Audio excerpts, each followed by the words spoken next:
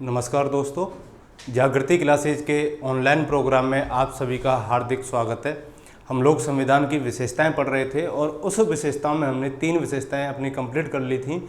और वो 3 विशेषताएं अपनी कौन कौन सी थी? पहली तो थी आपकी कि जो भारत का संविधान है वो विश्व का सबसे बड़ा या सबसे लंबा लिखित संविधान है। दूसरी विशेषता थी कि भारतीय संविधान में नम्यता और अनम्यता दोनों के मिश्रण को शामिल किया गया है। और तीसरी जो विशेषता हमारी थी वो थी कि एकात्मकता की ओर झुकाव के साथ साथ जो भारत है वो कैसी व्यवस्था है? संघीय व्यवस्था है। यानी कि कुछ परिस्थितियों में जो भारत की राजनीतिक व्यवस्था है वो कैसी है? एकात्मक है। आज उसी क्रम में जो अगला हमारा पॉइंट आ रहा है विशेषताओं को लेकर के, वो ये आता है कि भारत की जो शासन प्रणाली है वो शासन प्रणाली कौन सी अपनाई गई। ठीक है, तो भारत में जब हम लोग शासन प्रणाली पढ़ रहे थे तो उसमें देखा था कि जो शासन प्रणाली का जो वर्ग होता है वो कितने प्रकार का होता है? 2 प्रकार का होता है, अध्यक्षात्मक शासन प्रणाली और संसदीय शासन प्रणाली। इन दोनों में से हमने किस शासन प्रणाली को स्वीकार किया है उसके बारे में चर्चा करते हैं। तो देखिए, भारतीय संविधान की जो अगली विशेषता थी अपनी वो कौन सी है? कि भारत में शासन प्रणालियों के आधार पर संसदीय शासन प्रणाली को क्या किया गया है? स्वीकार किया गया है। देखो, इसको क्यों स्वीकार किया गया, इसका एक रीजन थोड़ा सा यहाँ समझ लीजिए। देखो, जब संविधान का निर्माण हो रहा था तो संविधान निर्माताओं ने बहुत सोच समझ करके विचार किया। काफ़ी समय तक इस पर विचार चला कि भारत की जो शासन प्रणाली होनी चाहिए, पॉलिटिकल सिस्टम होना चाहिए, वो कौन सा हो। क्या हम अमेरिका की तरह अध्यक्षात्मक शासन प्रणाली को स्वीकार करें या ब्रिटेन की तरह संसदीय शासन प्रणाली को स्वीकार करें? तो बहुत विचार विमर्श के बाद में संविधान निर्माता इस निष्कर्ष पर पहुंचे कि जो भारत की शासन प्रणाली होनी चाहिए वो कैसी होनी चाहिए? संसदीय शासन प्रणाली। क्यों? क्योंकि संसदीय शासन प्रणाली इंग्लैंड में, ब्रिटेन में अपनाई जाती है और हमें ब्रिटेन की संसदीय शासन प्रणाली का बहुत अच्छे तरीके से अनुभव हो चुका था। इसीलिए भारत ने संसदीय शासन प्रणाली को संविधान में राजनीतिक प्रणाली के रूप में स्वीकार किया। तो संसदीय शासन प्रणाली क्या होती है? तो देखो, संसदीय शासन प्रणाली का मतलब होता है कि ऐसी शासन प्रणाली जहां पर कार्यपालिका और विधायिका के मध्य में समन्वय होता है, या दोनों कह सकते हैं सहयोग और समन्वय के सिद्धांत पर क्या करती हैं? कार्य करती हैं। वो क्या कहलाती है? संसदीय शासन प्रणाली कहलाती है। तो देखो कि पहली विशेषता क्या हो जाएगी? यहाँ पर संसदीय शासन प्रणाली में विधायिका व कार्यपालिका, ठीक है।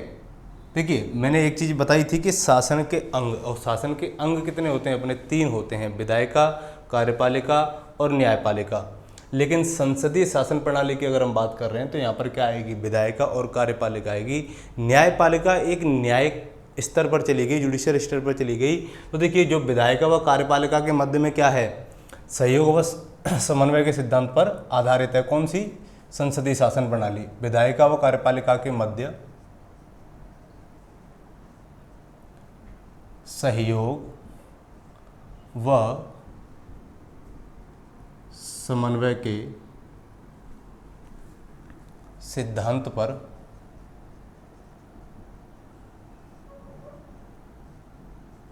ठीक है। अगर आपसे पूछा जाए कि बताइए जो भारतीय संसदीय प्रणाली है वो कैसी है, तो आप कह सकते हैं कि भारतीय संसदीय प्रणाली विधायिका व कार्यपालिका के मध्य सहयोग व समन्वय के सिद्धांत पर कार्य करती है। पहला पॉइंट हमारा ये हो गया। दूसरी बात आती है कि जो अध्यक्षीय शासन प्रणाली है उसको क्यों नहीं अपनाया गया? तो देखिए, अध्यक्षीय शासन प्रणाली अमेरिका जैसे देश में अपनाई जाती है और संसदीय शासन प्रणाली कहाँ अपनाई जाती है? ब्रिटेन में अपनाई जाती है। पहली चीज़ ये ध्यान रखना। और हमने इसको कहाँ से स्वीकार किया है? ब्रिटेन के संविधान से स्वीकार किया है। तो अध्यक्षात्मक शासन प्रणाली में क्या होता है कि ये जो कार्यपालिका होती है वो क्या होती है? विधायिका से अलग होती है। अर्थात ये कहते हैं कि अध्यक्षात्मक शासन प्रणाली में कार्यपालिका के सदस्य विधायिका से बिल्कुल अलग होते हैं। क्यों?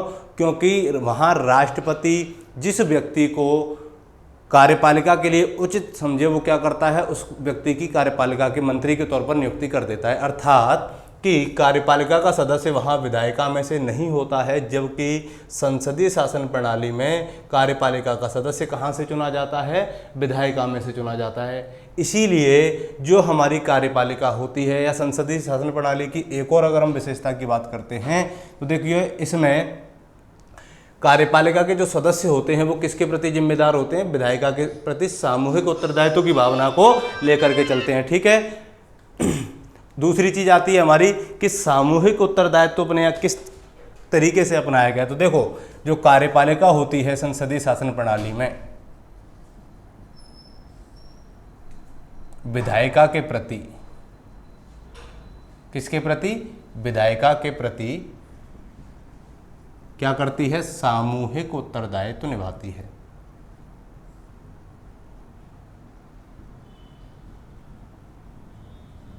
ठीक है। तो कार्यपालिका का सामूहिक उत्तरदायित्व किसके प्रति होता है? तो ध्यान रखना, विधायिका के प्रति। विधायिका में 2 सदन होते हैं आपके, एक लोकसभा और एक राज्यसभा। तो अगर विधायिका के किस सदन के प्रति उत्तरदायी होगी तो आप कह सकते हो कि यह कार्यपालिका जो होती है वो विधायिका के निम्न सदन अर्थात लोकसभा के प्रति उत्तरदायी होती है। जबकि जो अध्यक्षात्मक शासन प्रणाली है उसमें कार्यपालिका केवल राष्ट्रपति के प्रति उत्तरदायी होती है, ना कि विधायिका के प्रति। इतना अंतर समझ में आ गया। अब देखो, संसदीय शासन प्रणाली की विशेषता क्या क्या होती है कि जैसे जो दल बहुमत में आता है उस दल के सबसे बड़े नेता को क्या कर दिया जाता है? राष्ट्रपति प्रधानमंत्री नियुक्त करता है और प्रधानमंत्री की सिफारिश पर वह अन्य मंत्रियों की नियुक्ति करता है। ठीक है। अब हमें ये भी देखना है यहाँ पर कि हमने ये ब्रिटेन से तो स्वीकार कर ली, लेकिन ब्रिटेन की जो शासन प्रणाली है वो भारत की शासन प्रणाली से या भारत की शासन प्रणाली ब्रिटेन की शासन प्रणाली से किस प्रकार अलग है, या देखते हैं। एक तरफ भारत का देख लेते हैं, इन दोनों का मुख्य अंतर समझ लेते हैं कि ब्रिटेन की जो संसदीय प्रणाली है वह भारत की संसदीय प्रणाली से किस प्रकार भिन्न है। तो देखिए, ब्रिटेन की जो संसद है, संसद जो है यहाँ की क्या है? संप्रभु है। संप्रभु का मतलब है कि यहाँ की संसद चाहे तो कोई भी अधिनियम पारित करके उसको लागू कर सकती है। दूसरी चीज, भारत की जो संसद है ये क्या नहीं है? ये ब्रिटेन की संसद की तरह संप्रभु नहीं है, अर्थात इसके ऊपर कुछ नियंत्रण लगाया गया है, या कह सकते हैं कि भारत की संसदीय प्रणाली के अंतर्गत जो संसद है वह कार्यपालिका और विधायिका के किसके आधार पर? सहयोग व समन्वय के आधार पर कार्य करती है, इसलिए अलग है। यानी कि यहाँ संसद क्या हो गई? सर्वोच्च हो गई, लेकिन यहाँ पर संसद सर्वोच्च न होकर के क्या सर्वोच्च है? संविधान सर्वोच्च है। इसीलिए यहाँ का संविधान संसद को कभी भी संप्रभु या तानाशाह नहीं होने देता है। अब देखिए दूसरी चीज कि ब्रिटेन का जो प्रधान है, ठीक है, तो देखिए ब्रिटेन में कौन सा सिस्टम चलता है? संवैधानिक राजतंत्र चलता है। तो संवैधानिक राजतंत्र इसीलिए कहा जाता है क्योंकि वहाँ संविधान के साथ साथ राजशाही भी चलती है। तो राजशाही का सबसे बड़ा जो मुखिया होता है कौन होता है? वो होता है जिसके सर पर क्राउन या मुकुट होता है।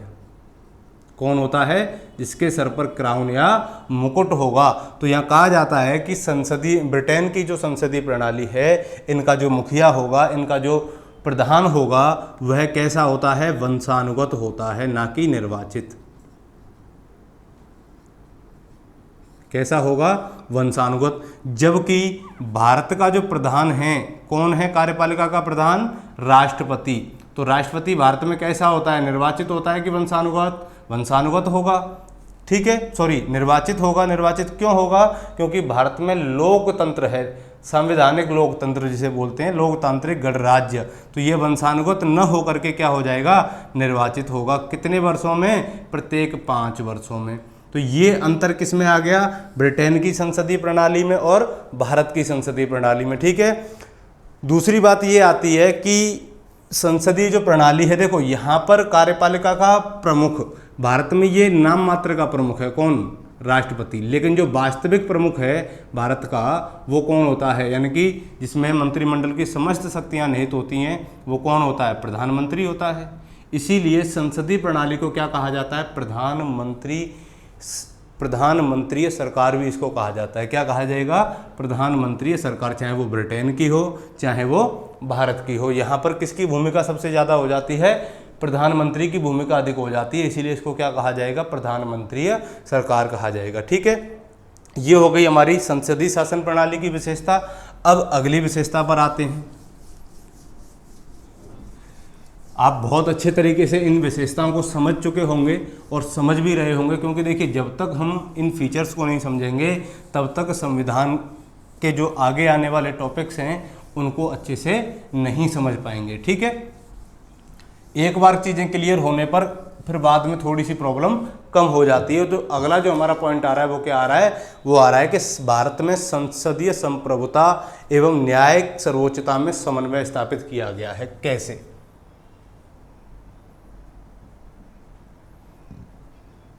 संसदीय संप्रभुता व न्यायिक सर्वोच्चता में समन्वय।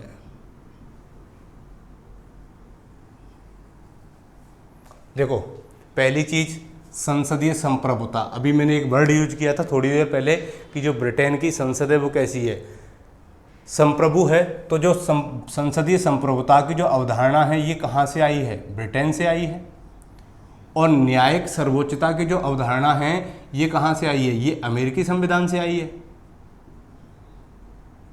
ठीक है, ये 2 पॉइंट पहले याद रखना आप कि न्यायपालिका की जो सर्वोच्चता होती है वो कहाँ स्वीकार की गई है, अमेरिका में स्वीकार की गई है। और ब्रिटेन की संप्रभुता कहाँ स्वीकार की गई है, संसद की संप्रभुता कहाँ स्वीकार की गई है, ब्रिटेन में स्वीकार की गई है। तो ये दोनों चीज़ आपकी क्लियर हो गई। अब इसका मतलब क्या होता है कि संसदीय प्रणाली और अध्यक्षात्मक शासन प्रणाली में देखिए क्या होगा कि यहाँ पर अध्यक्षात्मक शासन प्रणाली अपनाई जा रही है और यहाँ पर संसदीय शासन प्रणाली अपनाई जाती है। ठीक है, तो अमेरिका में अध्यक्षात्मक शासन प्रणाली के साथ साथ क्या है, न्यायपालिका सर्वोच्च है। क्यों? क्योंकि वहाँ की न्यायपालिका को क्या मिला हुआ है, जुडिशियल रिव्यू की पावर मिली हुई है, न्यायिक समीक्षा की पावर मिली हुई है, न्यायिक समीक्षा। ठीक है, लेकिन यहाँ की जो न्यायपालिका है इसको जुडिशियल रिव्यू की पावर नहीं मिली हुई है। इसीलिए यहाँ पर क्या हो जाती है, ब्रिटेन की जो संसद वो संप्रभु हो जाती है। क्यों?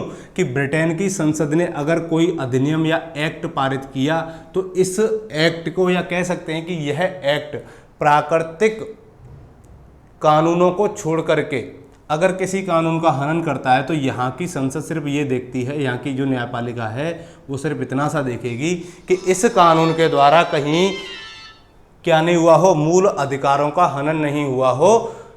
ठीक है, यानी कि सिर्फ प्रोसेस देखेगी कि इस कानून को लागू करने की संसद की प्रोसेस क्या है। जबकि अमेरिका की जो न्यायपालिका है वो क्या देखती है, न्यायिक समीक्षा के माध्यम से, जुडिशियल रिव्यू की पावर के माध्यम से क्या देखेगी कि कानून तो पारित हो गया, क्या यह कानून संविधान के मूल ढांचे के विरोध में है कि नहीं, क्या यह कानून लोगों के मूल अधिकारों को छीन रहा है। अगर ऐसा होता है तो यहाँ की न्यायपालिका जुडिशियल रिव्यू की पावर के तहत क्या करती है, उस कानून को असंवैधानिक घोषित कर देती है या अवैध घोषित कर देती है। ठीक है, अब देखिए हम ये कह सकते हैं कि ना तो हमारी जो संसद है वो ब्रिटेन की तरह संप्रभु है और ना ही जो हमारी न्यायपालिका है उसको इतनी शक्ति दी गई है जुडिशियल रिव्यू की जितनी अमेरिकी न्यायपालिका को दी गई है।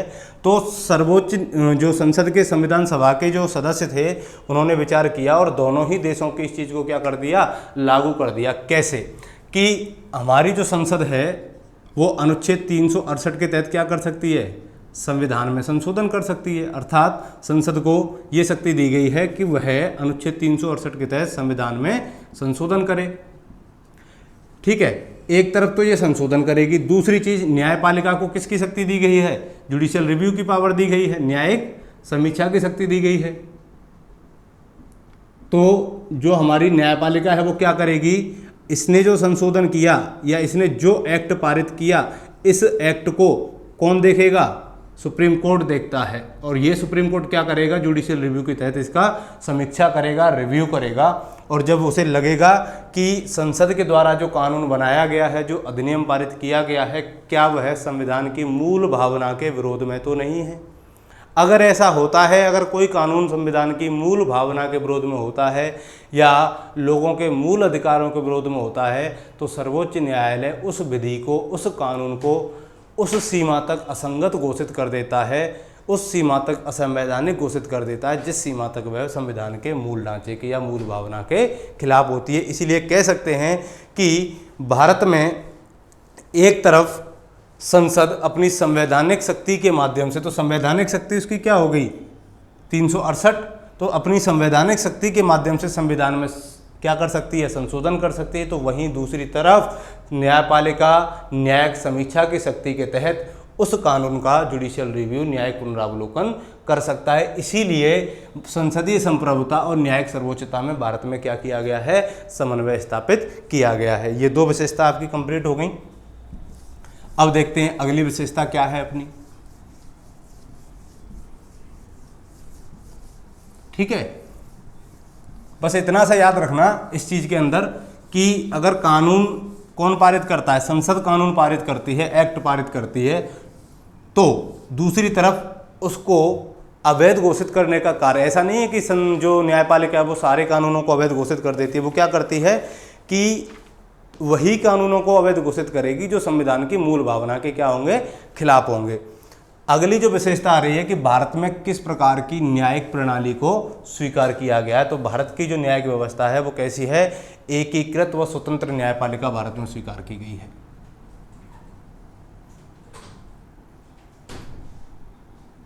कैसी न्यायपालिका भारत में, एकीकृत व स्वतंत्र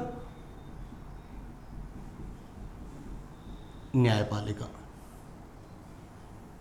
ठीक है, तो देखो एकीकृत का मतलब क्या है, यहाँ पर ऐसा नहीं है कि राज्यों के लिए विशेष न्यायालयों की स्थापना की गई हो कि वो केवल राज्यों के ही मामलों को देखेंगे। इसका मतलब होता है, एकीकृत का मतलब है कि भारत में एक गहरी न्यायपालिका, अर्थात जो सर्वोच्च स्तर पर हमारा सुप्रीम कोर्ट काम कर रहा है उसी के अंडर में कौन काम करेंगे, उच्च न्यायालय, और उनके ही अंडर में कौन काम करेंगे, अधीनस्थ न्यायालय या जिला सेशन कोर्ट काम करेंगे। ठीक है, तो ये कह सकते हैं कि हमारा भारतीय संविधान क्या करता है, एकीकृत स्वतंत्र और निष्पक्ष न्यायपालिका की स्थापना करता है। तो पहला पॉइंट अपना बनेगा कि संविधान एकीकृत स्वतंत्र और निष्पक्ष न्यायपालिका की स्थापना करता है।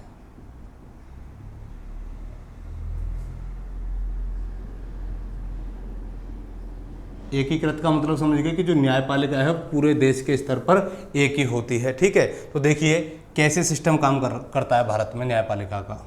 एक पिरामिड की आकृति बन जाती है। तो देखिए जो सबसे निम्न स्तर पर होते हैं उनको क्या कहा जाता है, डिस्ट्रिक्ट कोर्ट कहा जाता है, या कह सकते हैं जिला अधीनस्थ न्यायालय। क्या कहा जाता है इनको, जिला अधीनस्थ न्यायालय। इनके ऊपर जो न्यायालय होता है वो होता है आपका उच्च न्यायालय, और जो सर्वोच्च स्तर पर होता है वो होता है सुप्रीम कोर्ट, ये हाई कोर्ट, ये सर्वोच्च, इसको सर्वोच्च भी कहते हैं, सुप्रीम भी कहते हैं और उच्चतम भी बोल देते हैं, उच्चतम न्यायालय। तो देखिए भारत में सर्वोच्च स्तर पर कौन सी व्यवस्था की गई है, यानी कि सर्वोच्च न्यायालय जो है वो क्या होगा, सर्वोच्च स्तर पर न्यायपालिका का अंग होगा। इस सुप्रीम कोर्ट के दायरे में, या कह सकते हैं इसी के अंतर्गत कौन कार्य करेंगे, हाई कोर्ट और डिस्ट्रिक्ट कोर्ट, या कह सकते हैं कि यह अपने कार्यों के विस्तार के लिए क्या करता है, हाई कोर्ट और जिला अधीनस्थ न्यायालयों की स्थापना करता है, या कह सकते हैं कि इसके निर्णयों को इन उच्च न्यायालयों में और जिला अधीनस्थ न्यायालयों में चुनौती नहीं दी जाती। जबकि अगर कोई मामला जिला अधीनस्थ न्यायालय में आया है तो यही मामला इसको अगर पलटा जाएगा तो कौन से कोर्ट में जाके पलटा जाएगा, उच्च न्यायालय में। और उच्च न्यायालय ने कोई फैसला दिया और ये फैसला कौन से न्यायालय में जाके बदलेगा, तो सर्वोच्च न्यायालय में। एक एग्जाम्पल की तरीके से समझते हैं हम इसको कि जब अयोध्या का मामला आया था तो अयोध्या का जो मामला था सबसे पहले कहाँ गया, डिस्ट्रिक्ट कोर्ट में गया। कौन से डिस्ट्रिक्ट कोर्ट में, फैजाबाद में, 1991 में। तो 1991 में इसको कहाँ ले जाया गया, जिला सेशन कोर्ट में। तो यहाँ जब इसके फैसले को पलटा गया कहाँ, अब यही इसके फैसले को कहाँ पलटा जाएगा? उच्च न्यायालय में। तब बाद में ये कहाँ चला गया? इलाहाबाद उच्च न्यायालय में। और इलाहाबाद के फैसले को भी या इलाहाबाद हाई कोर्ट के फैसले को भी किसने पलट दिया? सुप्रीम कोर्ट ने पलट दिया। और सुप्रीम कोर्ट ने पलट के अभी आपके सामने ही राम मंदिर वाला जो विवाद चल रहा है वो आ गया। इसका मतलब क्या है? इसी का मतलब क्या हो गया? एकीकृत न्यायपालिका की हो सकता है कि पूरे देश के स्तर पर क्या होगा? एक ही कानून होगा और उस कानून को लागू करने वाली जो संस्था होगी वो क्या होगी? सर्वोच्च स्तर पर सुप्रीम कोर्ट होगी, जो संविधान के संरक्षक और नागरिकों के मूल अधिकारों के संरक्षक के रूप में क्या करती है? कार्य करती है। ठीक है। अब देखिए, जो हमारी न्यायपालिका है, भारत की जो न्यायपालिका है वो क्या करती है? वो केंद्रीय कानूनों को प्लस राज्य के कानूनों को एक साथ लागू करती है। ऐसा नहीं है कि राज्य के कानूनों को हाई कोर्ट लागू करे और केंद्र के कानूनों को सुप्रीम कोर्ट लागू करे। लेकिन अमेरिका में थोड़ा सा सिस्टम अलग है न्यायपालिका का। अमेरिका में देखिए क्या सिस्टम है। अमेरिका में जो केंद्रीय कानून होते हैं, इन केंद्रीय कानूनों को कौन लागू करता है? इनको लागू करती है केंद्रीय न्यायपालिका, अर्थात वहाँ का सुप्रीम कोर्ट। और जो राज्य के कानून होते हैं उनको लागू करती है राज्य की न्यायपालिका, क्योंकि वहाँ पर दोहरे संविधान की व्यवस्था की गई है, इसलिए उनकी शक्तियाँ भी क्या कर दी गई हैं? स्पष्ट कर दी गई हैं। तो इनको कौन करेगा? राज्य के कानूनों को राज्य की कार्यपालिका।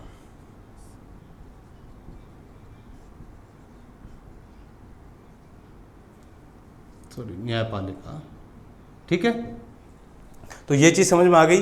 अब हमारा जो सर्वोच्च न्यायालय है ये क्या करता है? इसको क्या कहा जाता है? ये सबसे शीर्ष की, या कह सकते हैं कि ये संघीय अदालत है, सबसे शीर्ष न्यायालय है, सबसे बड़ा न्यायालय है। तो इसका पहला पॉइंट क्या आ जाएगा? यह है भारत का शीर्ष यानी कि सर्वोच्च न्यायालय है। दूसरी ये आ जाएगी, यह भारत की संघीय अदालत है। और तीसरा पॉइंट क्या आ जाएगा? संविधान का संरक्षक कहा जाता है। संविधान का संरक्षक क्यों कहा जाता है? क्योंकि जुडिशियल रिव्यू के तहत ये क्या करता है? संविधान के मूल ढांचे की भावना को बचाए रखता है। और अगला पॉइंट क्या आ जाएगा इसी के अंतर्गत? नंबर 4 कि यह नागरिकों के मूल अधिकारों की रक्षा करता है।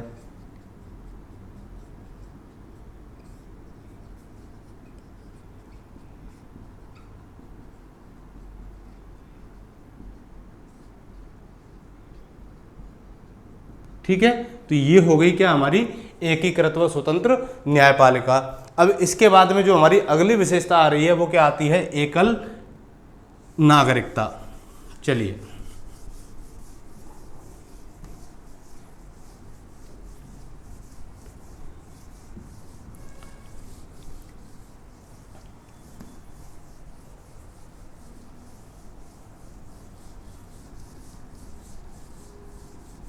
अगली विशेषता क्या आ जाएगी हमारी? एकल नागरिकता।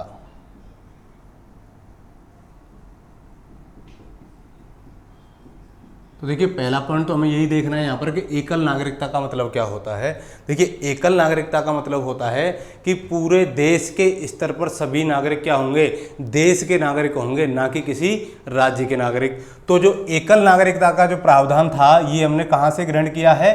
ब्रिटेन के संविधान से ग्रहण किया, क्योंकि ब्रिटेन एकात्मक देश है और ब्रिटेन से ग्रहण करने के बाद में भारत की जो एकल नागरिकता की जो विशेषता है ये क्या करती है? भारत को एकात्मक देश की ओर ले जाती है। ठीक है, तो ब्रिटेन से ग्रहण किया, पहला पॉइंट तो ये आ गया।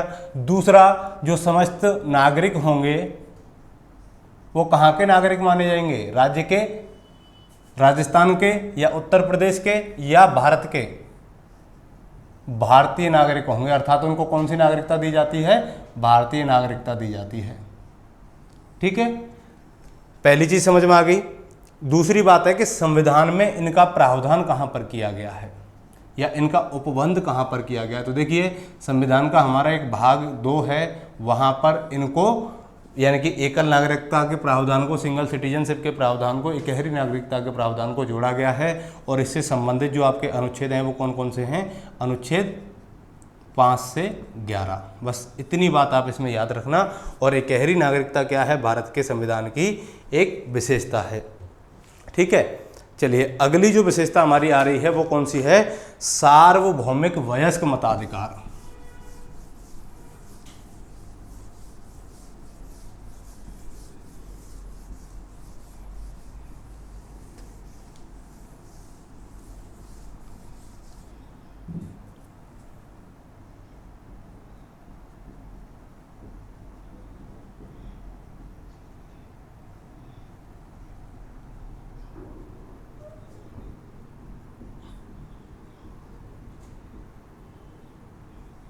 सार्वभौमिक वयस्क मताधिकार। देखिए सार्वभौमिक का मतलब होता है कि भारत का प्रत्येक नागरिक जाति, धर्म, लिंग, जन्म स्थान या मूलवंश आदि के आधार पर मत देने से वंचित नहीं किया जाएगा। सार्वभौमिक का होता है कि समस्त नागरिकों को इस आधार पर वोट डालने से वंचित नहीं किया जाएगा। वयस्क का मतलब होता है कि प्रत्येक वह व्यक्ति जिसकी उम्र 18 वर्ष है वो क्या कर सकता है? मतदान में भाग ले सकता है। ठीक है, तो सार्वभौमिक वयस्क मताधिकार की जो प्रोसेस थी इसको कौन कौन से चुनावों के लिए अपनाया गया? विधानसभा और लोकसभा के चुनावों के लिए। ठीक है, तो विधानसभा और लोकसभा में क्या होते हैं चुनाव? प्रत्यक्ष रूप से होते हैं। तो प्रत्यक्ष रूप से होते हैं तो जनता क्या करती है? इसमें डायरेक्ट रूप से अपनी भूमिका निभाती है। तो प्रत्येक वह व्यक्ति जिसकी उम्र कम से कम क्या हो जाएगी? 18 वर्ष। सार्वभौमिक वयस्क मताधिकार का मतलब होता है प्रत्येक वह व्यक्ति जिसकी उम्र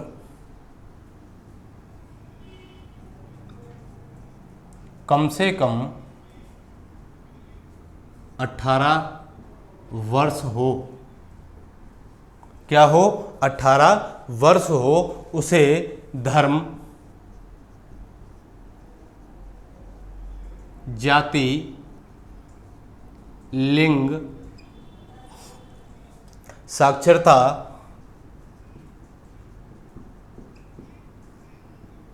या संपत्ति के आधार पर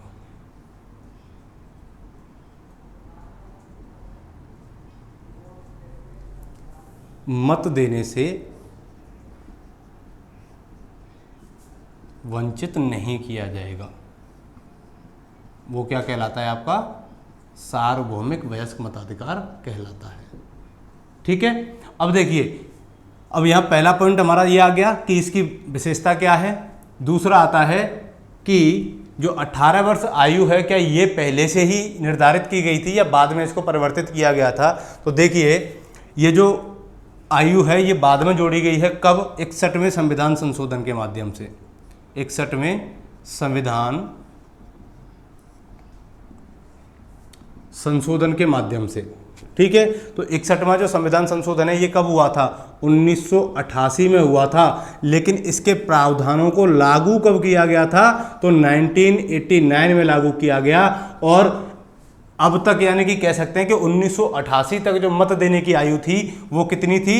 21 वर्ष थी। लेकिन 61वें संविधान संशोधन अधिनियम 1988 के अनुसार 1989 में मत देने की जो आयु थी वो 21 वर्ष से घटाकर कितनी कर दी गई?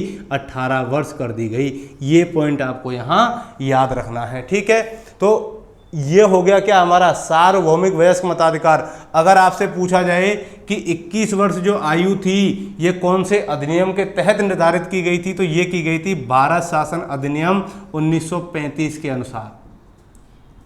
किसके अनुसार? भारत शासन अधिनियम 1935 के अनुसार मत देने की आयु 21 वर्ष निर्धारित की गई थी, जिसे बाद में संसद ने 61वें संविधान संशोधन 1988 के माध्यम से परिवर्तित करके क्या कर दिया? 21 वर्ष से घटाकर 18 वर्ष कर दिया।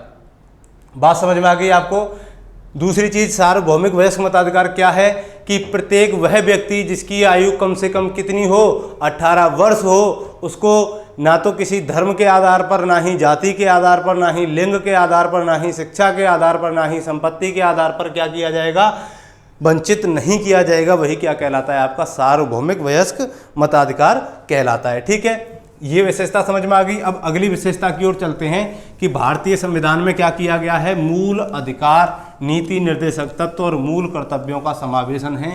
तो ये भी क्या है, अपने आप में एक विशेषता है।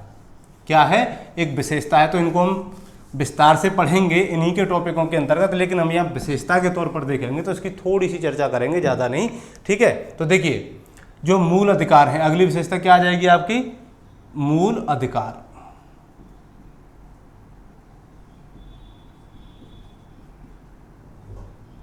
अर्थात फंडामेंटल राइट्स।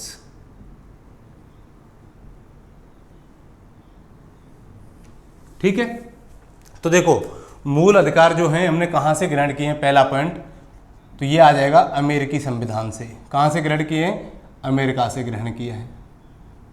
दूसरा पॉइंट आ जाएगा कि इनमें हमारे संविधान में इनका प्रावधान कहाँ से कहाँ पर किया गया है, तो नागरिकता का प्रावधान किया गया था भाग 2 में और इनका प्रावधान किया गया भाग 3 में। नागरिकता से संबंधित जो आपके अनुच्छेद थे वो थे 5 से 11 और इससे संबंधित जो अनुच्छेद होंगे वो होंगे आपके अनुच्छेद 12 से 35 तक। क्या दे रखे हैं, अपने मूल अधिकार दे रखे हैं। दूसरी चीज़ आप ये याद रखना कि जब संविधान लागू हुआ था, यानी कि मूल संविधान में कितने मूल अधिकार शामिल थे, तो मूल संविधान में दोस्तों 7 मूल अधिकार थे। कितने थे, 7 मूल अधिकार।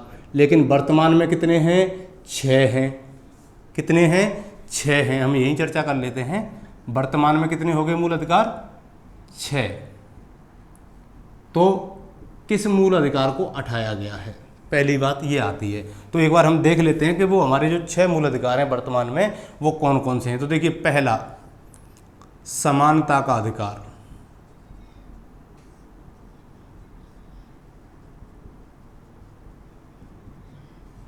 दूसरा स्वतंत्रता का अधिकार,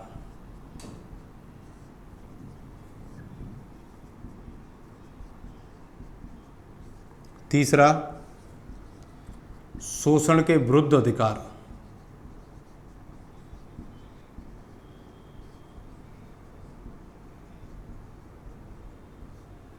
चौथा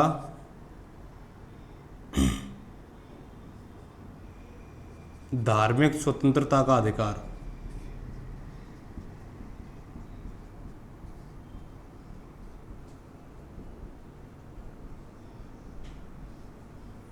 पांचवा शिक्षा व संस्कृति का अधिकार,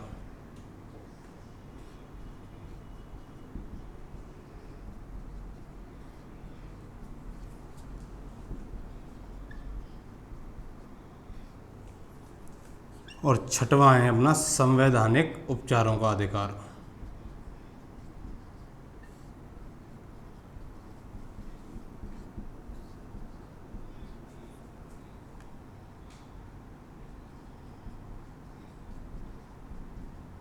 ठीक है, तो देखिए समानता का जो अधिकार है इसका उल्लेख किया गया अनुच्छेद 14 से 18 तक। इसका उल्लेख किया गया आर्टिकल 19 से 22 तक और इसका उल्लेख किया गया आर्टिकल 23 से 24, 25 से 28, 29 से 30 और ये आर्टिकल 32 में। ठीक है, तो ये चीज़ क्लियर हो गई आपकी कि कितने मूल अधिकार हैं। अब देखिए यहाँ 14 से 18, 19 से 22, 23, 24, 25, 26, 27, 28, 29, 30 और डायरेक्ट 32 आ रहा है। तो कौन सा आर्टिकल गायब है, अपना आर्टिकल 31 गायब है। तो उस समय जब मूल संविधान में 7 मूल अधिकार जोड़े गए थे तो इसमें एक और मूल अधिकार था, वो कौन सा था आपका, संपत्ति का अधिकार। कौन सा था, संपत्ति का अधिकार। तो वर्तमान में संपत्ति के अधिकार को क्या कर दिया गया है, मूल अधिकारों की श्रेणी से हटा करके, निरसित करके अब इसको कहाँ डाल दिया गया है, भाग 12 में। कहाँ पर, भाग 12 में अनुच्छेद 300A में। किसमें, भाग 12 के अंतर्गत आर्टिकल 300A में। अब ये कैसा अधिकार बन गया है, विधिक अधिकार बन गया है, कानूनी अधिकार बन गया है, विधिक या कानूनी अधिकार। ठीक है, तो देखो विधिक अधिकार बनाने का मतलब क्या है कि इसका मतलब यह है कि किसी भी व्यक्ति को संपत्ति से कब हटाया जाएगा? कानून के माध्यम से या कानून के तरीके से ही हटाया जा सकता है। अर्थात उसको उसकी संपत्ति से अगर वंचित करना है तो उसके लिए क्या करना पड़ेगा? कानून का प्रावधान करना पड़ेगा, तब जा करके उसको संपत्ति से वंचित किया जाता है। लेकिन देखिए, ये जो मूल अधिकार है, मूल अधिकार का मतलब क्या है कि जो मूल अधिकार हैं ये व्यक्ति को राज्य के खिलाफ क्या दी गई है? गारंटी दी गई है, सुरक्षा दी गई है, यानी कि राज्य तानाशाह न हो जाए उसके लिए नागरिकों को ये क्या दिया गया है? एक सुरक्षा के रूप में मूल अधिकार दिए गए। प्रत्येक व्यक्ति का ये क्या होंगे? मूल अधिकार है, जन्म सिद्ध अधिकार है, चाहे वो इनके बारे में जानता हो चाहे नहीं जानता हो। ठीक है, जैसे अगर सरकार आपसे कह दे कि नहीं, आपको घूमने फिरने की स्वतंत्रता नहीं है, तो क्या ये हमारे मूल अधिकार का उल्लंघन है? इसका मतलब सीधा सीधा मूल अधिकार का उल्लंघन है। क्यों? क्योंकि हमारे आर्टिकल 19 में, अनुच्छेद 19 में स्वतंत्रता के अधिकार के अंतर्गत ये बात स्पष्ट रूप से कही गई है कि वाक एवं अभिव्यक्ति की स्वतंत्रता, और उसके अंतर्गत हमारी एक स्वतंत्रता का उल्लेख किया गया जिसे हम बोलते हैं अबाध संचरण का अधिकार। तो अबाध संचरण का अधिकार है कि हम बिना किसी रोक टोक के अपने भारतीय भूभाग में कहीं भी आ जा सकते हैं। ठीक है, हाँ, लेकिन इन पर कुछ विशेष स्थितियों में, या कह सकते हैं कि आपातकालीन स्थितियों में क्या लगाया जाता है? निर्बंधन लगाया जाता है, और उस समय राष्ट्रपति को ये पावर होती है कि वह राष्ट्रीय आपातकाल के दौरान हमारे मूल अधिकारों को क्या कर सकता है? निलंबित कर सकता है। और उसको ऐसी शक्ति इसलिए दी गई है ताकि देश की एकता और अखंडता, ठीक है, को सुनिश्चित बनाए रखा जा सके। तो ये हमारे क्या थे? कुछ मूल अधिकार थे। तो आज का जो हमारा टॉपिक है वो यहीं तक है। बाकी का अब हमारा जो अगला नेक्स्ट विशेषता में जो आएगा वो आएगा नीति निर्देशक तत्व क्या है, मूल कर्तव्य क्या होते हैं, समाजवादी, पंथ निरपेक्ष, आपकी 4-5 विशेषताएं और बची हैं जिनका उल्लेख हम अगले वीडियो में करेंगे। तब तक के लिए आप मस्त रहिए, व्यस्त रहिए। थैंक यू, धन्यवाद।